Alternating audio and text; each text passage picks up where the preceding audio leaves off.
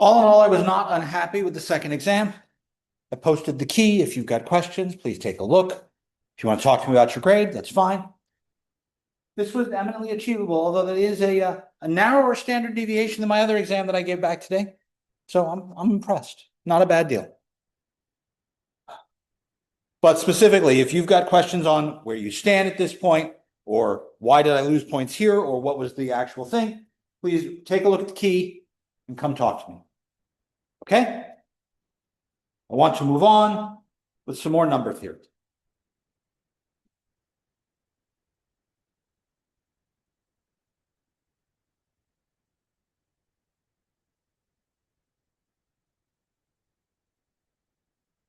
One of the interesting ideas in number theory that dates back quite a ways is the idea of a prime number. A prime number is a foundational building block. It's an atom numerically.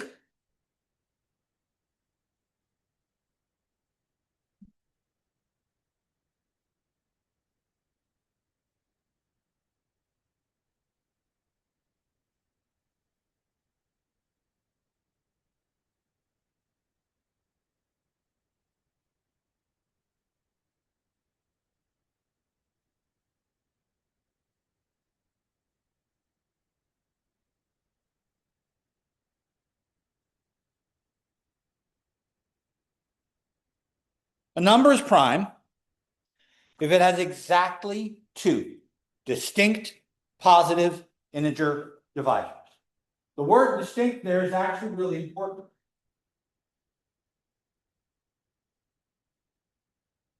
By including that word, I remove a number from the category of primes.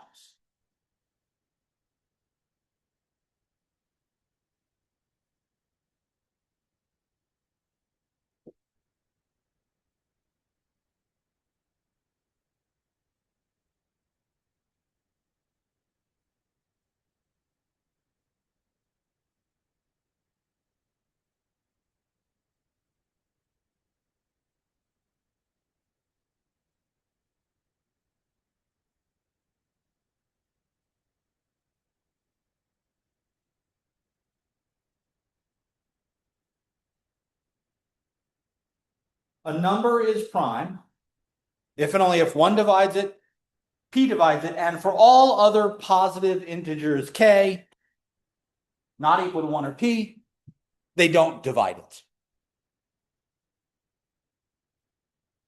Now this ends up giving me quite a list of numbers. The smallest prime is 2. Why isn't it 1?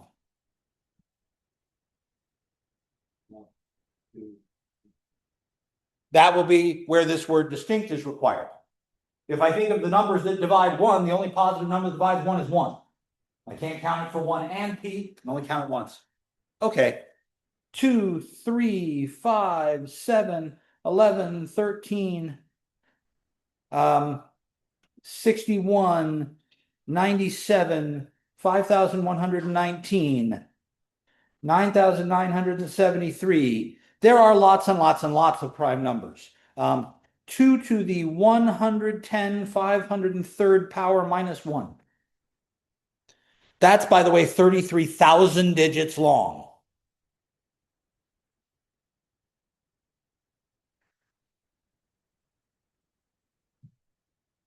(3,610 factorial minus 1) is also prime. That's over 11,000 digits long.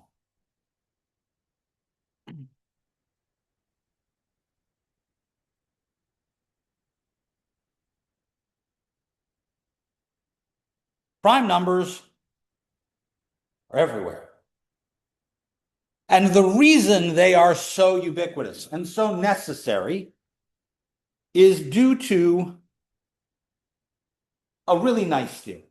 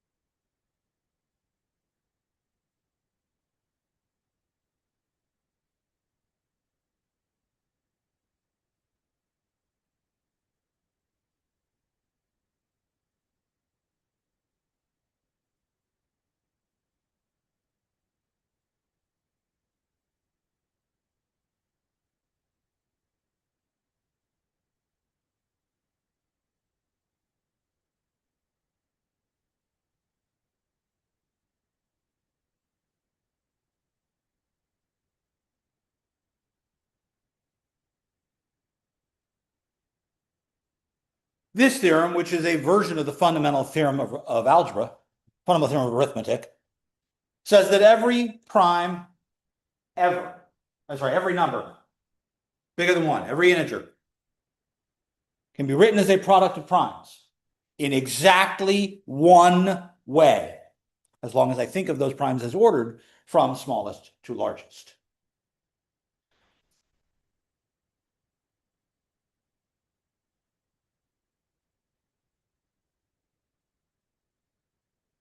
A 100 is 4 times 25. That's 2 times 2 times 5 times 5. 999 is 3 times 3 times 37. 1024 is 2 to the 10th. That's an ordering of primes. 2 times 2 times 2 times 2 times 2 times 2 times 2 times 2 times 2 times 2. 641 is already prime. 1 prime, that's good enough.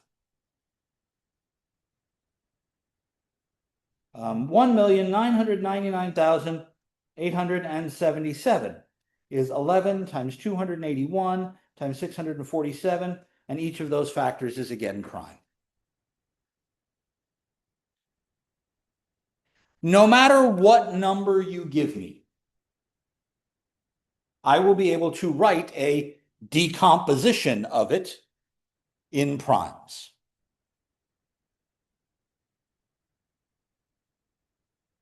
The difficulty is finding them.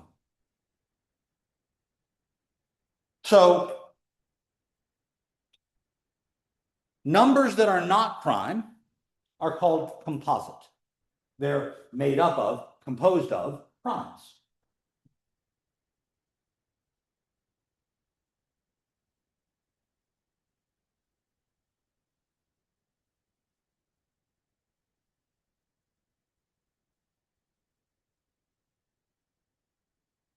In this case, again, we are only referring to positive integers bigger than 1. 1 is an exception to all of these rules. 1 is not prime, 1 is not composite, 1 is a weirdo. I'm sure there's a formal technical name for what it is. I'll just call it a weirdo. So I say to myself, all right, here's a number.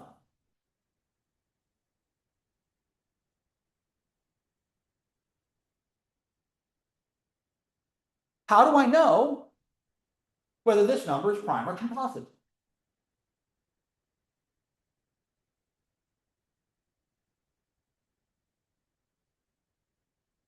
If I think of a number as composite, it's multiplied 2 numbers to get it, right?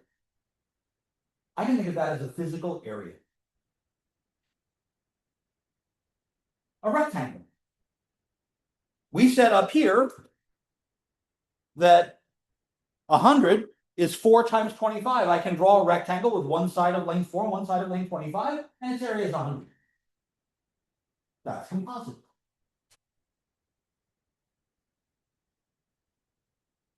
Every rectangle that I make, just thinking visually about a rectangle, has a long side and a short side. Unless that rectangle is actually a square. And I don't care which side is longer, which side is shorter. At the very worst, the 2 sides are exactly the same size, right? If P divides N,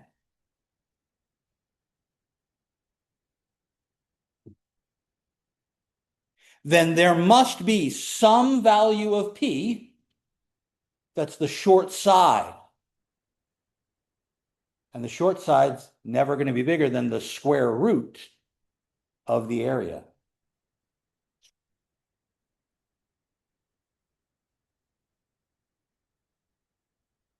Well, it's not guaranteed that if every prime that divides will be smaller than. Here's my theorem. If N is composite, then N has a prime factor, P, with P less than or equal to root n. So I don't know that every prime that goes into my number will be smaller than the square root of n, but at least one of them will be. So let's look at our number again, 103. Somebody estimate for me, what's roughly the square root of 103? 10 something, right? Which means I don't have to get any bigger than 10. If any prime is going to divide 103, one of the primes less than 10 has to do it.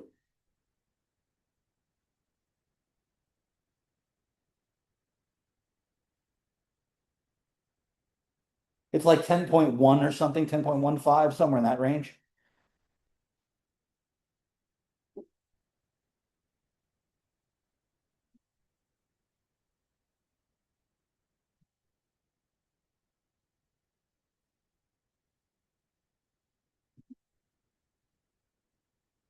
Well, it turns out I can do the primes less than 10 really easily. The primes less than 10 are 2, 3, 5, and 7.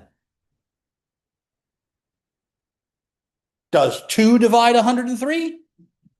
Does 3 divide 103? Does 5 divide 103? Does 7 divide? If I can answer all 4 of those questions, I'm done. 103 divided by 2 has a remainder of 1. 103 divided by 3 has a remainder of 1. 103 divided by 5 has a remainder of 3. 103 divided by 7 has a remainder of 5. It doesn't divide evenly by any of those. 103 must be prime.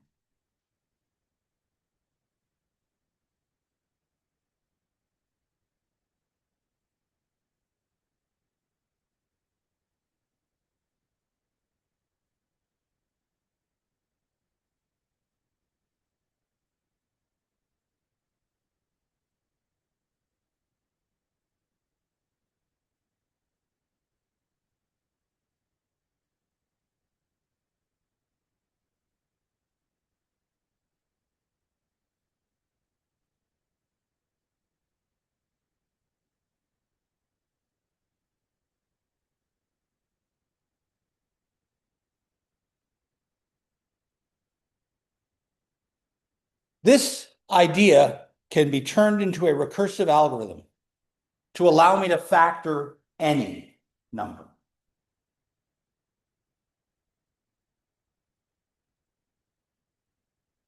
Questions?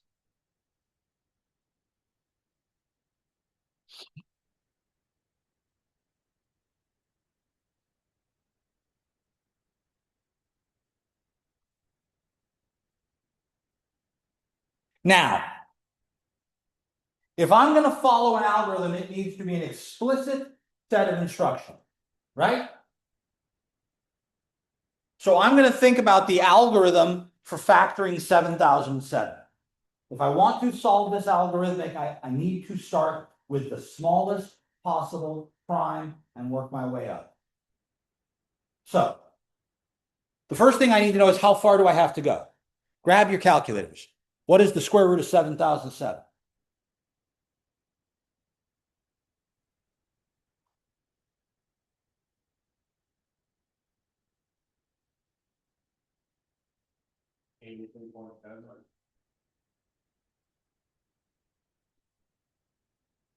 Means I don't need to go any higher than 83.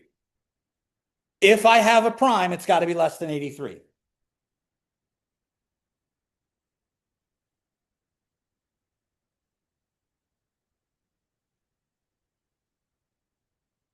So now starting at the bottom, does 2 divide 7007?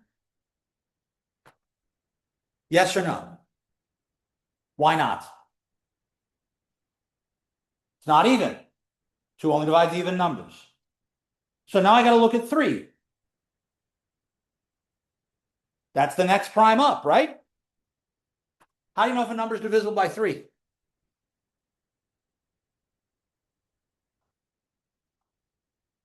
The sum of the digits is. I would love to know if that's always going to work. We should prove that. I'll save that for later. Yes. that works. But 7007 out to 14, they're not divisible by 3. It's not divisible by 3. How about 5? Again, numbers that are divisible by 5 must end in 5 or 0. Just like even numbers have to end, numbers divisible by 2 have to end in an even digit. Well, that gives me 7.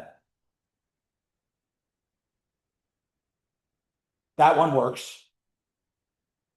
7 times 1001 is 7007.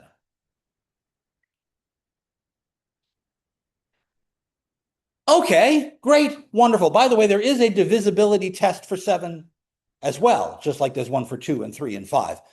I think it's something about adding the odd digits and subtracting the, I don't remember it, so I never use it. There are divisibility tests for almost everything. Some of them are really complicated. Okay, here's the recursive idea. I'm not done because I don't know if 1001 is prime or not. So let's do it again. So now I say to myself, I'm no longer looking at 7007. I can look at 1001. What's square root of 1001?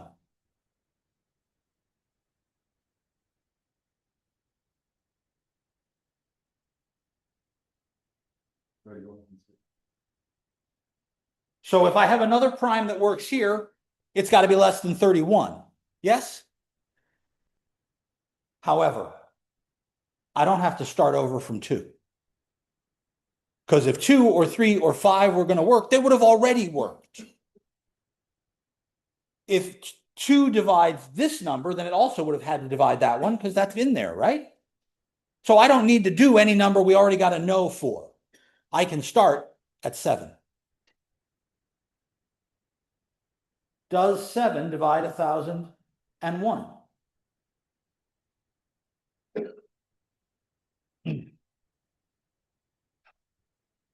You add the odd digits, subtract the even digits. 1 plus 0, 1 plus 0 minus 1 minus 0 is 0. 0 is divisible by 7. This should work. What's 1001 divided by 7? Aha! And that means that 7007 is 7 squared times 143. I'm getting better.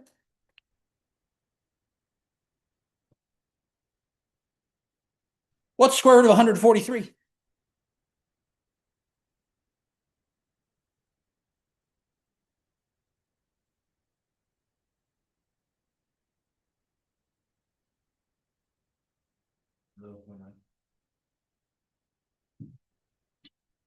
This means I'm down to 2 numbers. Because either 7 works again, or I go to the next prime is 11, and then after that, I'm too big. Whatever number prime divisor is going to be, it's got to be less than 11.9. Does 7 work again? Does 7 divide 143?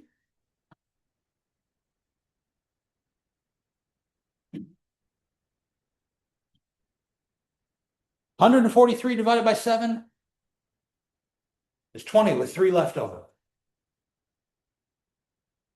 Does 11 divide 143?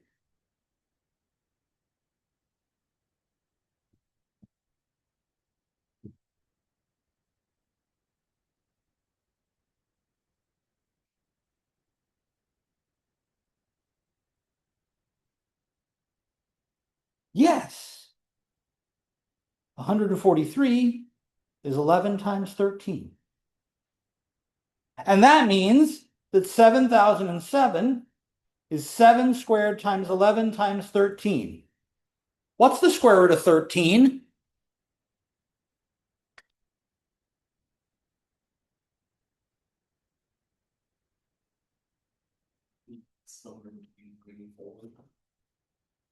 So if I had a prime divisor for 13, it'd be less than 4. But I've already covered all the numbers less than 4, haven't I? 13 is prime. I'm done. Those are all the primes that divide 7007. That is the unique factorization of primes.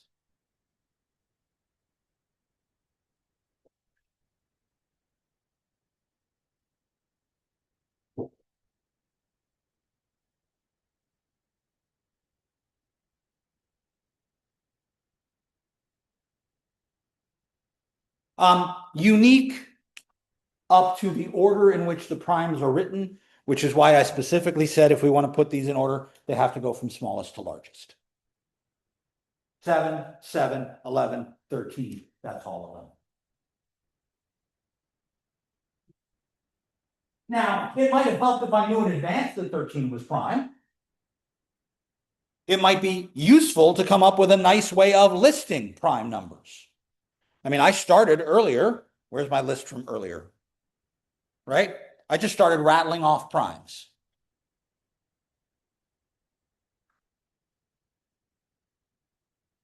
Ta-da! I wouldn't have had to do any work if I had this list in front of me, right? Oh, 11, 13, those are both primes, I can be done. So how do I get this list? Because it's useful to have. How do I make a list of primes?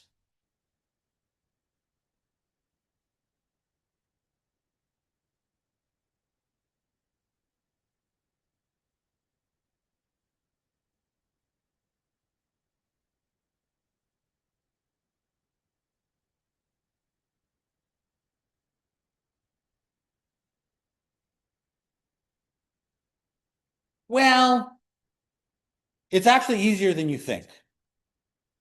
The idea for creating a list of primes goes back about 2,400 years.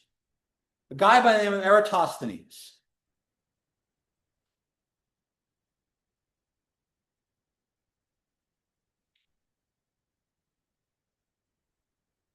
created a method where he could take a whole list of numbers and cut out everything that wasn't prime and leave all the primes behind. I think of this like I'm sifting large rocks out of sand, right? I'm sifting out the primes. So this idea is known as the sieve of Eratosthenes. I would like all of the primes between 1 and 100. What's the square root of 100? That's easy. So if I sit down and I make a list, I'm going to do it in rows of 10.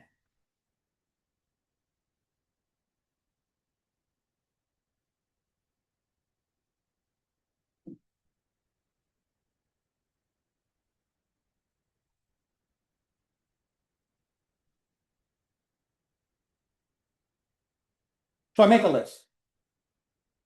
1 doesn't count. Remember, 1's our weirdo.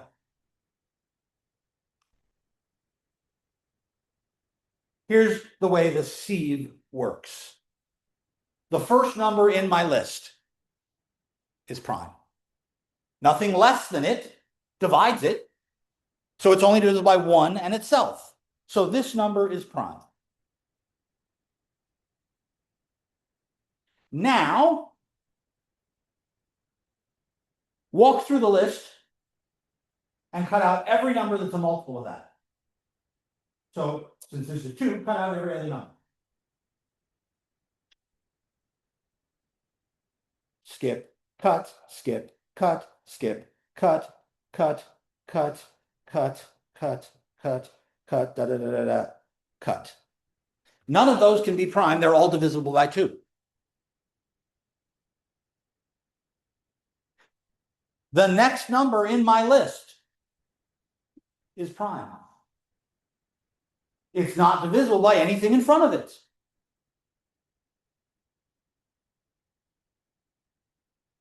Cut out every multiple of it. You may have already cut out some of these numbers. Like the next number I would cut out is 6, but I've already done that. Then I cut out 9. Then I cut out 12, 15, 18, 21, da da da da da. 99 gets cut out for this, right? And I end up cutting out all of these numbers that are multiples of 3. The next number in my list is prime.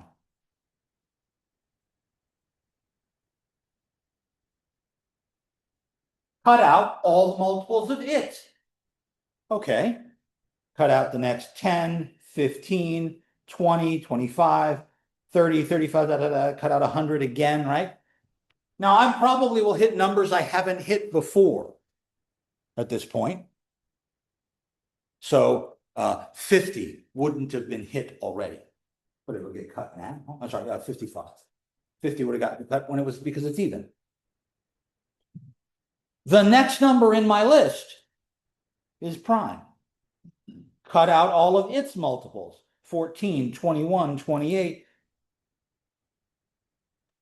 The square root of 100 is 10. If we finish boxing all the numbers on the first row, we're cutting them out. Every other uncut number is prime. Here, on page 278, instead of crossing the numbers out, they've underlined numbers. So in that very upper left array, they've underlined all the even numbers. Those are cut out. And notice that 2 is now in a different color. 2 is prime. All the multiples of 2 got cut out. In the next array, upper right, I see 2 and 3, but then we cut out 6 and 9 and 15. And so some of these numbers now have 2 cuts under them, right? They're even and they're multiples of 3, but they're just still cut out. Here's where we cut out 5s and cut out 7s. Every single number that is not cut is a prime number less than 100 in this box. You need prime numbers less than 1,000? The square root of 1,000 is 30. You only have to get through here. And then you'll have done the whole list. How big a list do you want?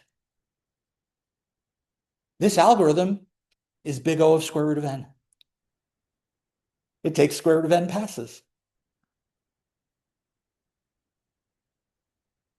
Son of a... Actually, I take that back. I think it's n square root n because we have to go through the list.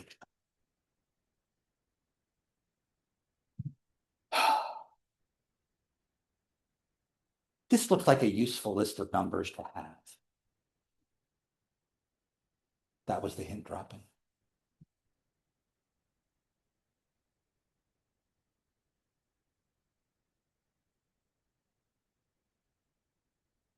Questions?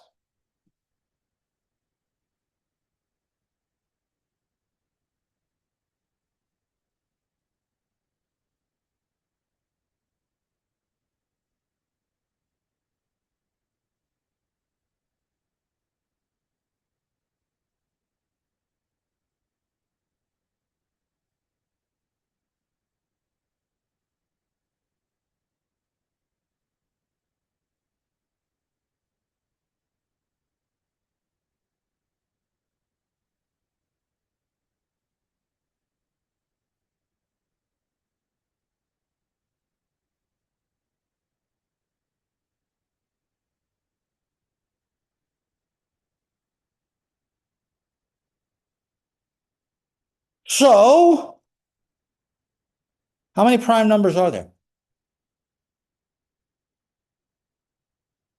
I mean, I can make this list, right? I can find all the primes less than 100.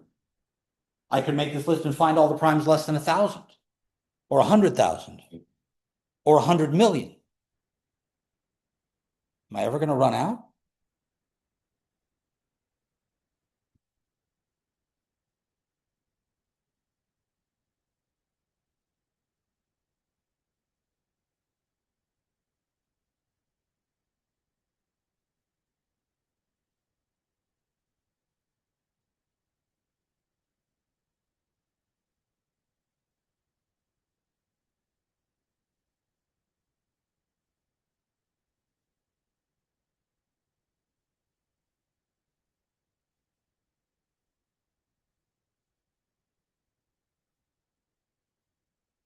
The collection of primes is a subset of the positive integers, right?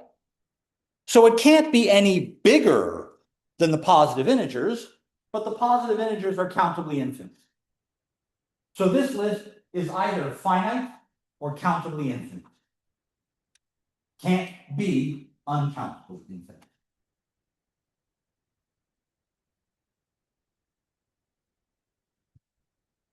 That's a great claim. Claims require proof. Wealth.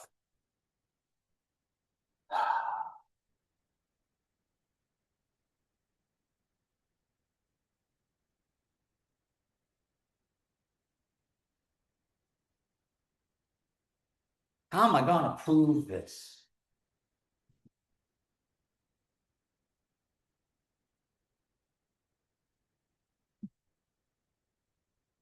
The following proof is roughly 2,400 years old.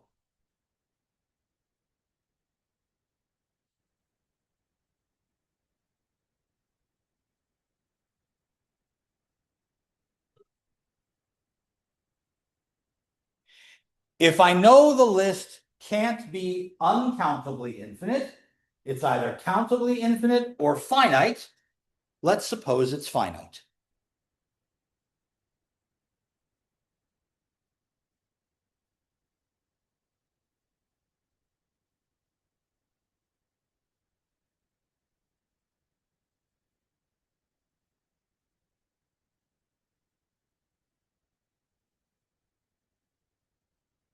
So let's make our list.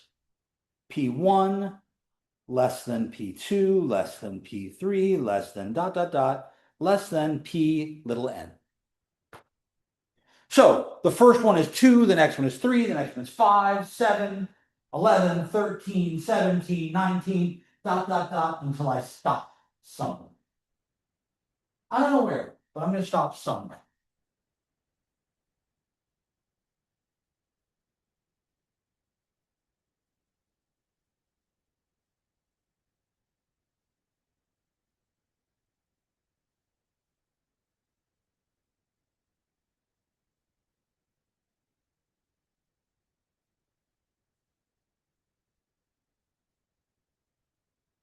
Earlier we said that I could take any number and rewrite it as a product of primes, right?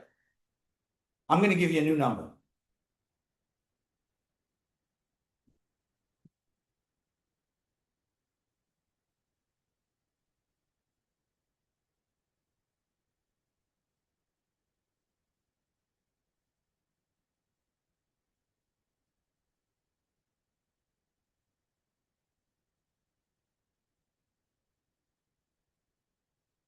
I'm going to take every prime in my list and multiply them together. 2 times 3 times 5 times 7 times ...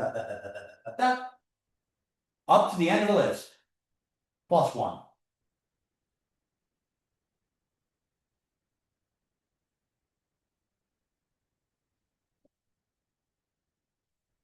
I know 100% that Q is bigger than Pn. I mean, I added 1, so it's got to be bigger than the thing on the right, on the left. And that's got a bunch of primes, Pn is in there, so I multiplied, got something bigger than Pn, I then added 1, it's got to be big. That makes it composite.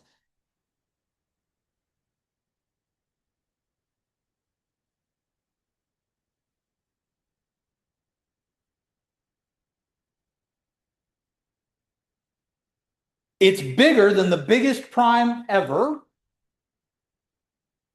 so it can't be prime. If it's not prime, then it's got to be divisible by a prime, right?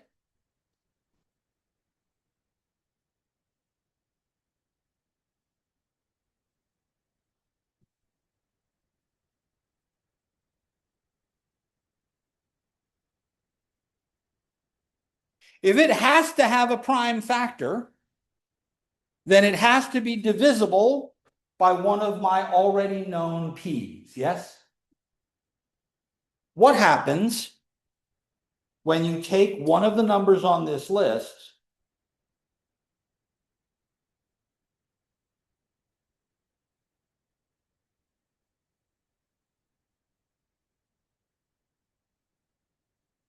and divide it into Q.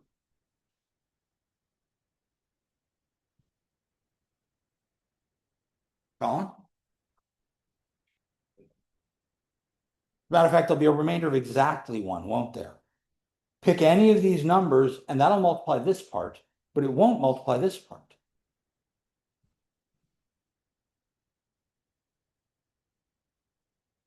I don't know what Q is. Sorry, what question mark is. But question mark is all of the other primes here, right? It's all the primes except the jth one. That's an integer, but there's a remainder of 1. So PJ does not divide Q. I have a problem now.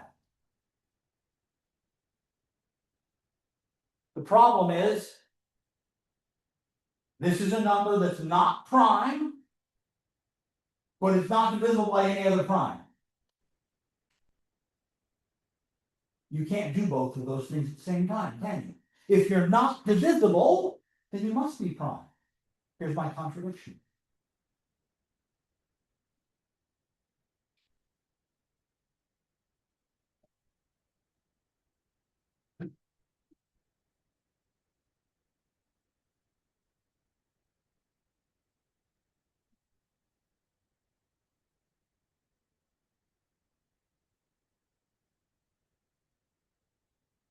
I just said Q is too big to be prime, but it's not divisible by any of my primes, so it has to be prime.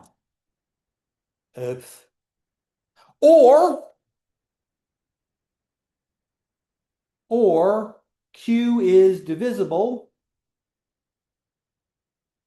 by some other value. That would have to be a prime, right? And it would have to be bigger than Pn.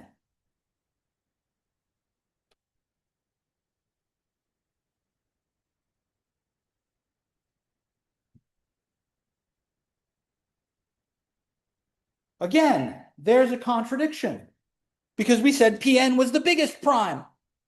And now you're saying, well, maybe there's a prime bigger that you missed.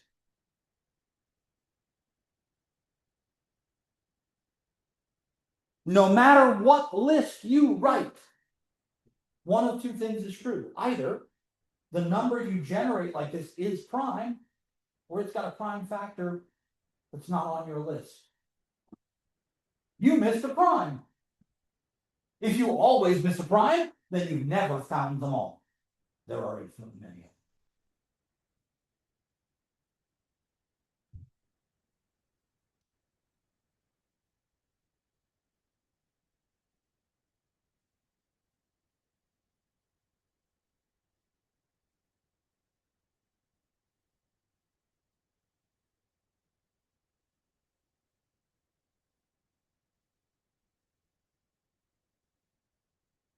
Ta-da! There are infinitely many primes.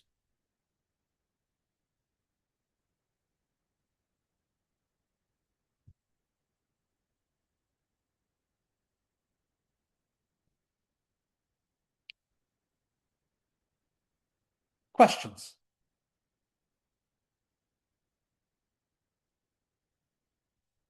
There are lots of very interesting properties of prime numbers and a lot of very interesting forms of prime numbers.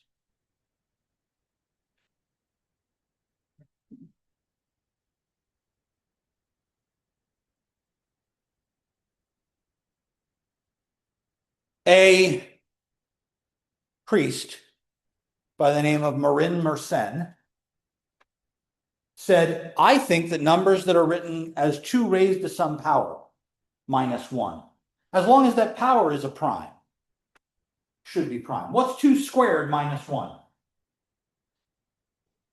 2 cubed minus 1.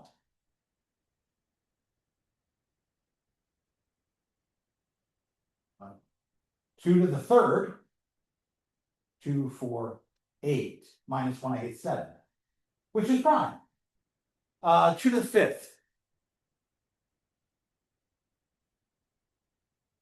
We did do binary, right? 2, 4, 8, 16, 32. 32 minus 1 is 31. 31 is prime. 2 to the 7th is 128. 128 minus 1. 127 is prime. Marin wrote this in the 1600s and said this should work. And then somebody said you didn't go far enough because 2 to the 11th minus 1. What's 2 to the 11th?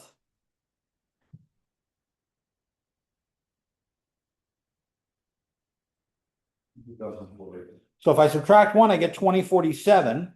And 2047 is 23 times 89.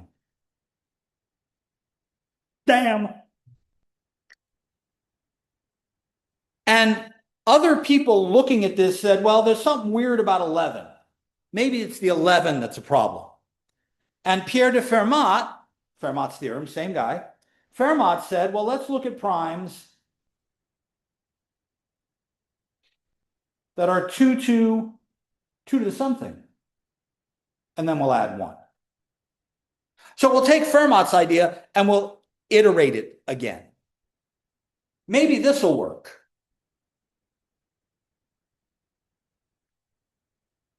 The following is apocryphal. I don't know if the story is true or not, but this was assumed for over 350 years. Nobody could prove it. Nobody could disprove it. Until a person at a conference of the Mathematics Association of America, by the way, our local Pittsburgh conference happened on Friday. Maybe you might be interested in going next year. Said, you know, if I do 2 to the 2 to the 5th, that's 2 to the 32nd, and I add 1, that is 641 times 6700417. Now, the story is that he walked into this presentation, and on one chalkboard he did 2 to the 32nd power by hand and added 1. And then on the other side of the same board, he wrote out this multiplication problem and did the multiplication by hand. Added it up, pointed, set down the chalk, and walked off stage. 350 years to find the first example. One counterexample, the whole thing's gone.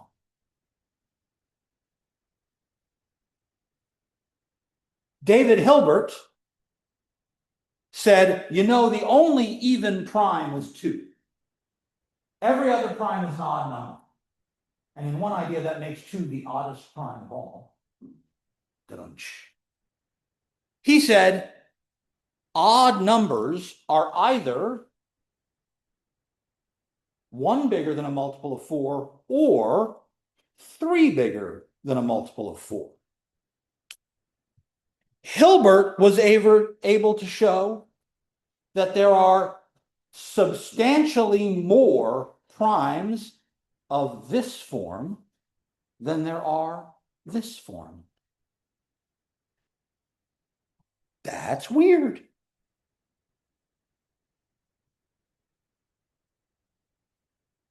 If we look at prime numbers in general, we can think of the distribution of prime numbers.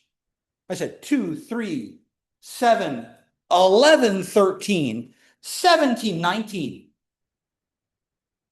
23, 29, 31. Okay, wait a minute, 29, 31 are close together, but I jumped from 23 to 29, right? So there are some gaps in there.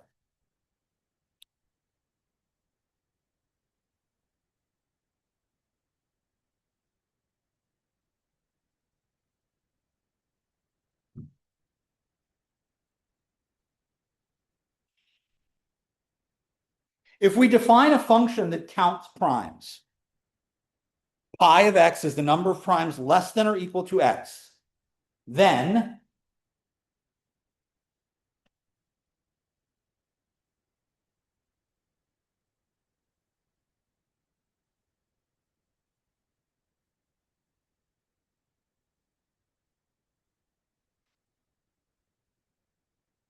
I can find an order of magnitude estimate, a big O idea.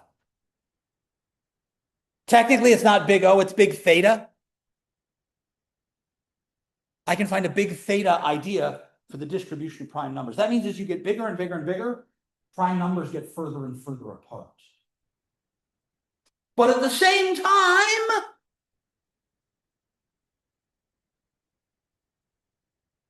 we have a bunch of weird ideas.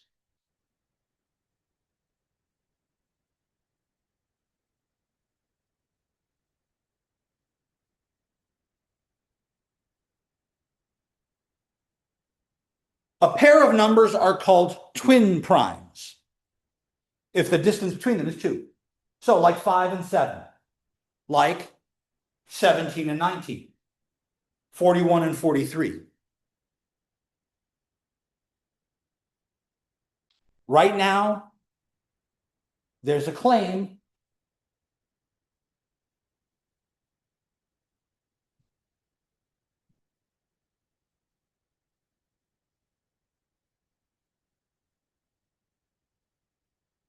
nobody knows the answer to that question yet.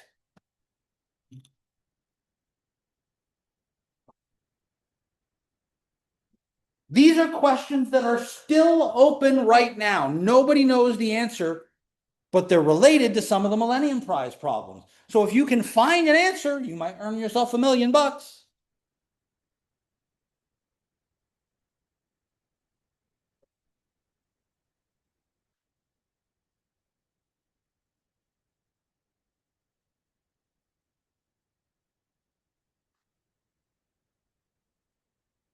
There's a question.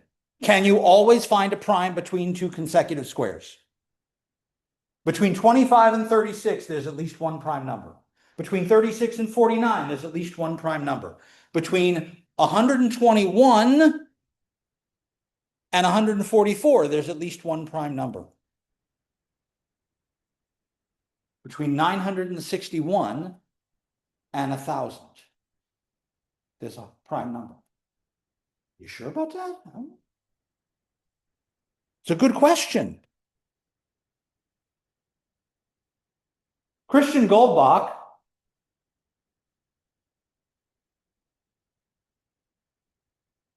asked if you could always write an even number as the sum of two primes.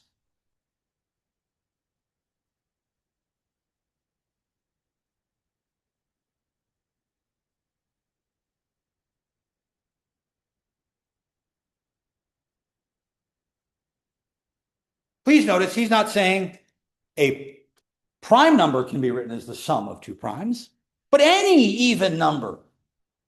8 is 5 and 3. 10 is 5 and 5. 286 can be written as the sum of two prime numbers.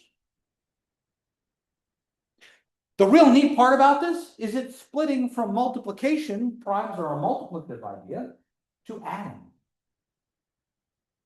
No one's found a counterexample yet, and they've done numbers up to 10 to the 43,000th power.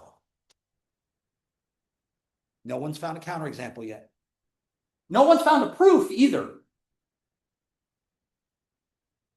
It turns out there's a lot of money to be made in understanding how primes work and their relationships to other numbers. When we get back from break, I want to talk about divisors, because that's really the other idea, right? A prime factor is a divisor of another number. I want to talk about divisors. We'll talk about that after Easter. I hope you all have a wonderful break. Enjoy. If you came in a little late and I did not give you your exam and your homework back, please come get it from me now.